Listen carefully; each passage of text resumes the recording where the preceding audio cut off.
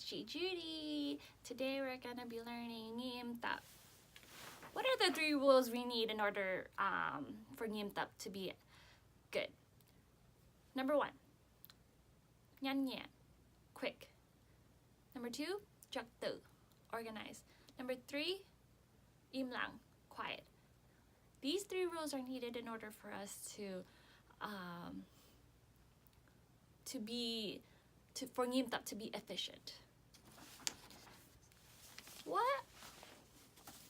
Next, what are the 4 different ways we use to communicate? Or 4 different kind of commands to communicate. The first one is khẩu lệnh, voice command. So, for an example, thiếu nhi im lặng. I am using my voice to tell you guys to be quiet. Next one, number 2, thủ lệnh, your hands. So when I tell you to form a circle, do you see my hands? That is my hand command. Next one is lệnh, using sounds as commands. So whistle, whistle.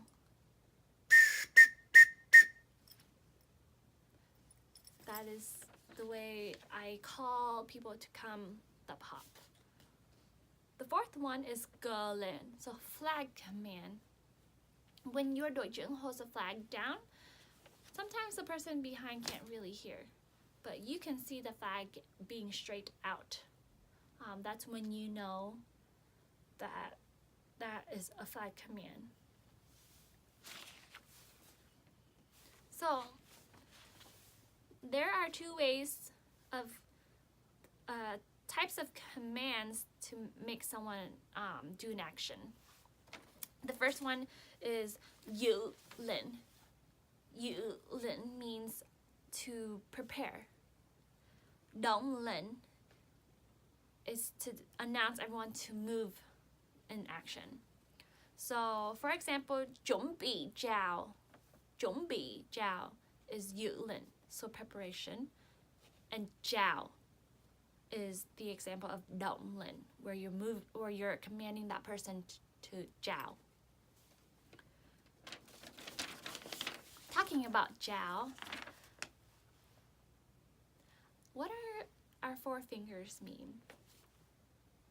Cầu nguyện, rước lễ, hy sinh, và làm tông đồ. And your thumb here means you as a thiếu nhi thân thể promise to do 4 of these.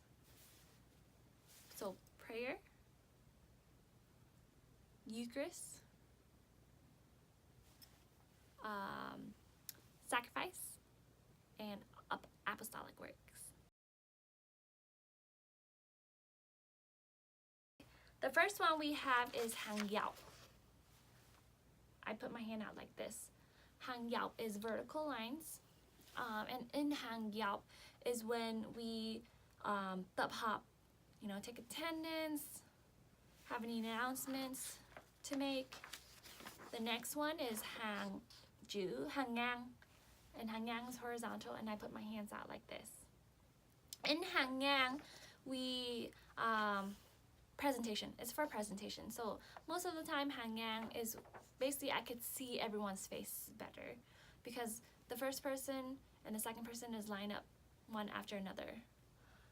So I can see their faces better. Next one is chữ u, the U formation, and I would put my hand out like this. And the U formation, we have chào cờ, we have khai mạc, bế mạc ceremonies, we have awards. It's more official when we're in a U formation. Next one, we have a circle. And when we line up in a circle, when we are in a circle, it's for playing games, for activities, for fun. So that's why whenever we form our circle, we sing a song. And I would do this. The 5th formation is called a half circle. bán nguyệt, hàng bán nguyệt, and I would put my hand out like this. In this one, it's usually for, you know, like a lesson.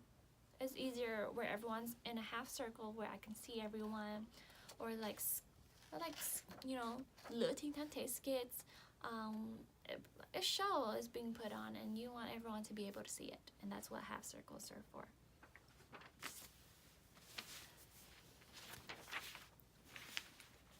The next thing about Nghiem Tap I want to talk about is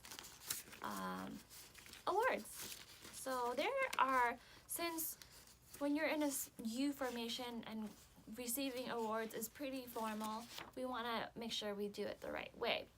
And so when an individual comes up to receive an award, you would stand where, in the middle, where the whole hội đồng huynh trưởng could see you, about 3 to 5 steps away from them. And of course, when you go up, you chào. When you leave them, you chào. That is a formal way.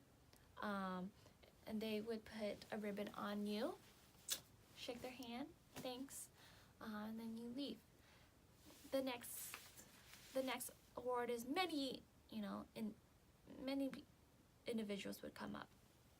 So when that happens, let's say 5 people were called up to receive an award for having the best skit. You would stand, the first person would stand in the middle first, right? The middle, so and then just alternate so that it becomes an even line, instead of like you stand here, but you don't know how many people come up. Maybe it's just 2 people, but you're standing all the way over there, so then it wouldn't be even. So you stand in the middle first, and then whoever comes up alternate. And then the person on the farthest right, you know, that first person over there on the farthest right, would be the one that salutes, so chào.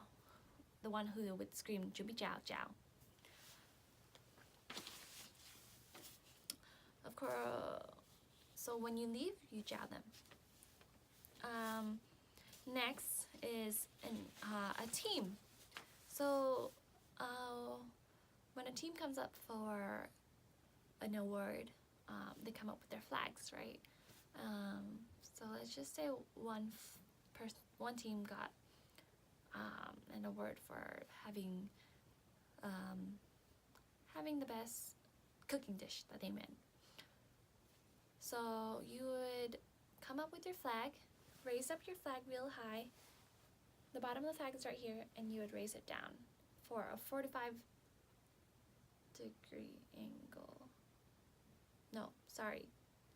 I meant a 90-degree angle. So this would be a 90-degree angle. And you would be a little bit further away than if you were to individually come up, because you have that flag. So that flag is another, like, an extra 3 steps. So you want to be about like 5 to 7 steps away from them.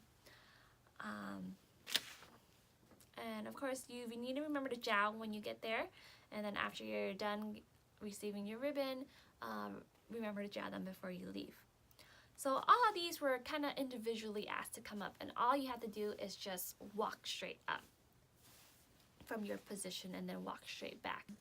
Team awards are a little, when a whole team comes up for an award, it's a little more steps to it. So let's say if this team right here is called up for cờ danh dự. So the đội trưởng of this team will call the tên đội. So like Seraphim.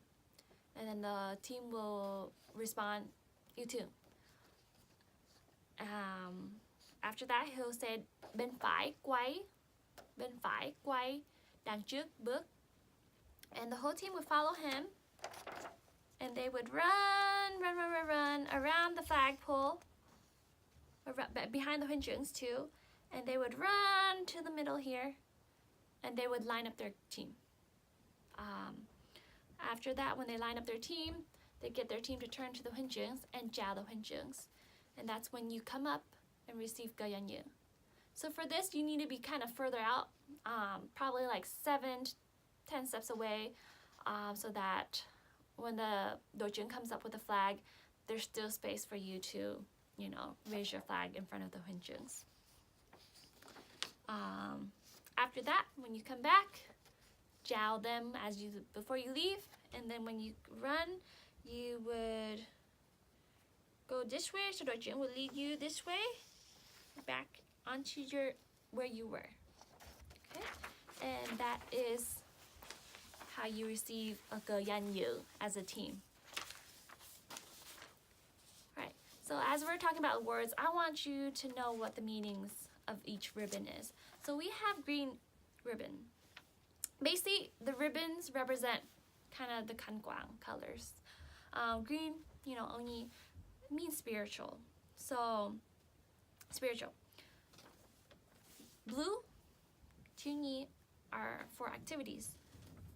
Yellow, yellow is Nyasi, and it's for learning. Brown is for servant leadership, and that's what Hipsi is. And red, you know, Nyi, red, is kind of the highest spirit in camp. I'm done. You're done? Just finished. I just finished, and that was Anju. Alright everyone, that was my Nghiem Tap lesson. If you want to know more and learn about Nghiem Tap and maybe do more or have a Nghiem Tap boot camp with Chị Judy, let me know. Alright, bye!